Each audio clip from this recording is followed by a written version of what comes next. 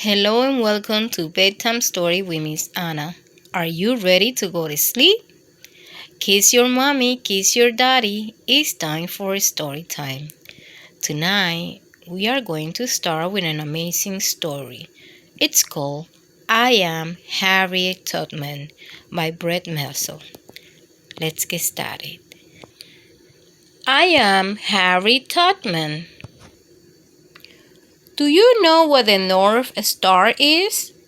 It's one of the brightest stars in the sky.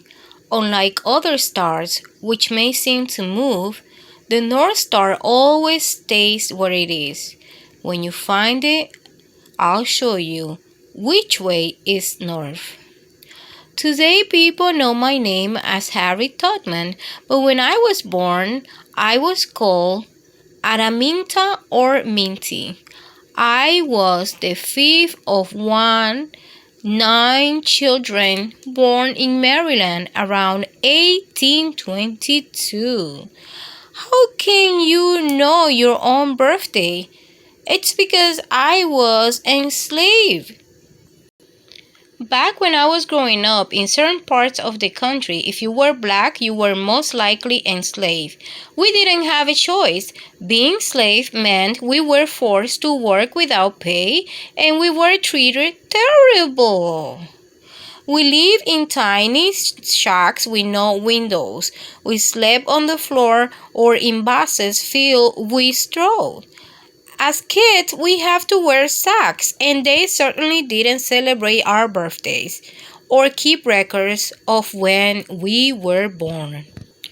Worst of all, being slave meant we were property, no different from a horse or a piece of furniture.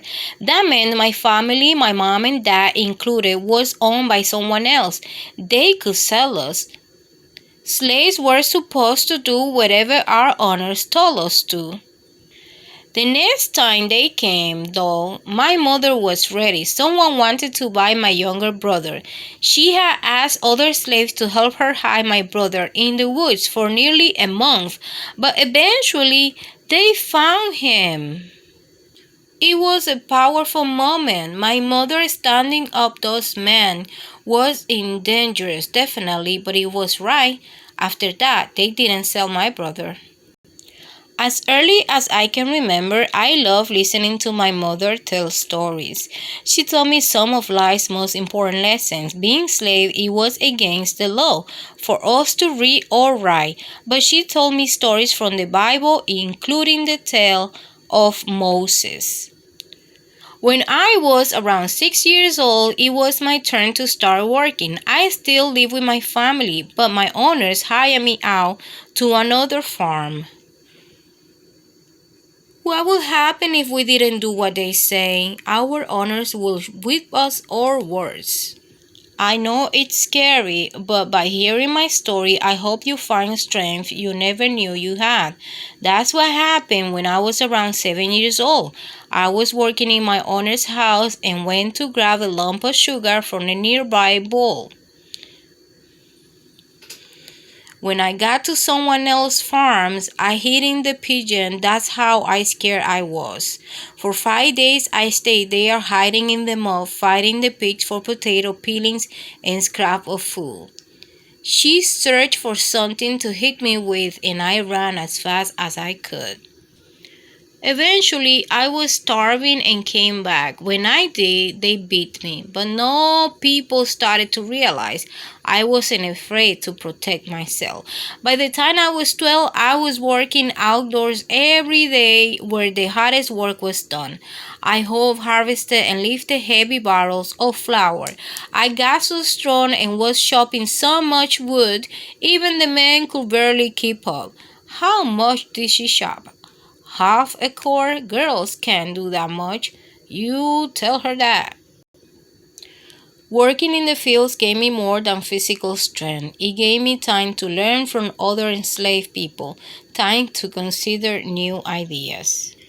During that time, I spent many nights looking at the sky. My father was the one who told me about the North Star. Since slavery was so terrible, you might be wondering why didn't all run away. It was nearly impossible. One night, while doing errands at a nearby store, I saw an enslaved man who had left his farm without permission. I could have stopped that man from running, but I refused to. Enraged, a supervisor from the farm picked up a heavy weight, aiming for the slave. It hit me instead, very hard.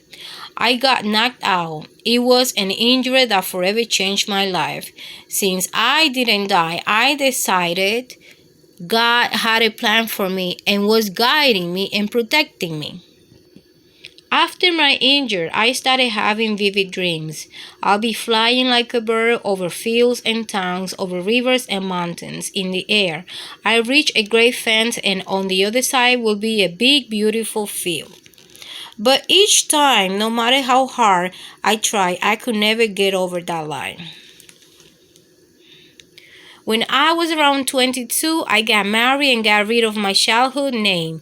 Now I was Harry Tuckman. Soon after, I found out I was about to be sold. Someone else who could take me from my family and hurt me.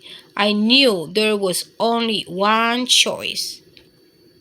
My brothers and I planned to escape, but they got scared and turned back, so I went all by myself.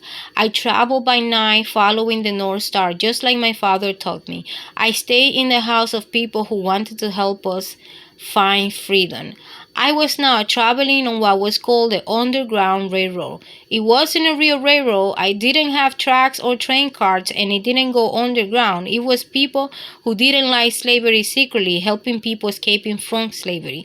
But I did have a special station, safe hiding places, run by black and white helpers we called conductors. It even had its own signals. On the Underground Railroad, we were safe. Eventually, I made it to Philadelphia, Pennsylvania. Slavery was illegal there. I was free now, no longer enslaved. The answer was obvious. That's exactly what I did. A year after I escaped, I snuck back into Maryland. Thanks to my own trip on the Underground Railroad, I knew people who would help us. No questions, it wasn't safe, but it was right.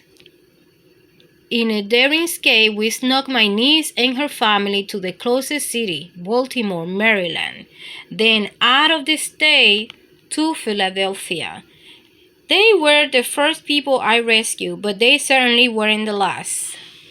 On my next trip back to Maryland, I helped free my youngest brother, whose name was Moses, as well as two other men. On the Underground Railroad, we used hiding places like attics, potato cellars, and barns. Some folks even built secret tunnels and hidden rooms like this fake closet. I also continue wearing disguises. With each trip, our Underground Railroad held more slave escapes. Soon they started calling me the Moses of my people.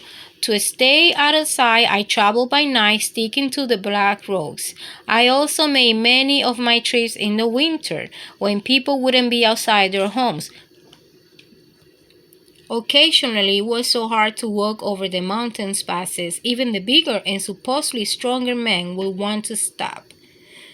I always kept them going, leading the way. On this particular night, we ran out of money, but I was so committed to keeping everyone safe that I gave away some of my own clothing, including my underwear, to pay for the place where we slept.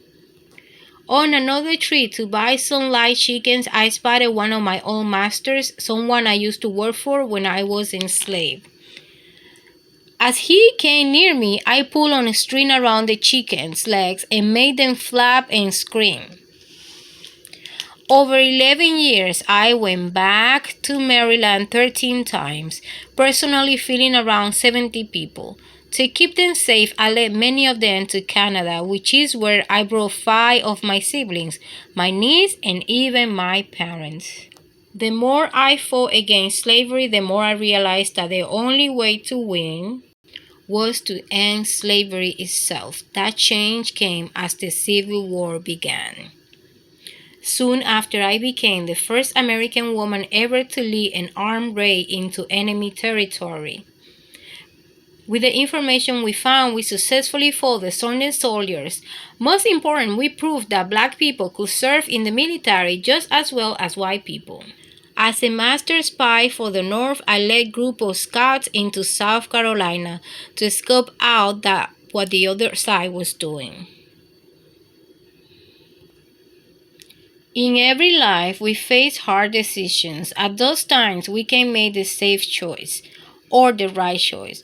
Will you put yourself at risk to help someone else? Will you stand up to someone 90 in order to help someone who is weak? To answer those questions, you must follow your heart, your own North Star. It will always point you in the right direction. I am Harry Tubman. Follow me. I will lead the way to freedom.